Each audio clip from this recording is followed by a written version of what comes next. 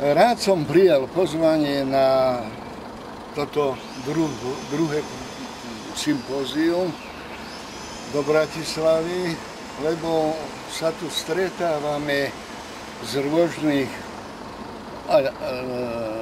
národov, štátov, mladí a bohužiaľ aj starí, no ale aj tak sa obohacujem o také nové prvky, ktoré prinášajú títo mladí zo zahraničia.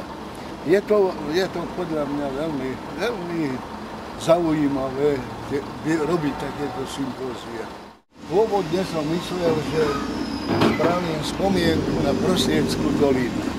Ale keďže ten materiál, to drevo, bolo od spodu chytené hnilobou, tak som musel svoju myšlienku preorientovať a síce na dva masívy, ktoré sa k sebe zbližujú.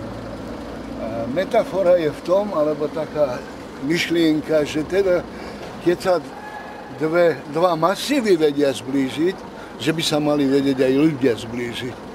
Arab so Židom, Maďar so Slovákom a podobne. Starý s mladým.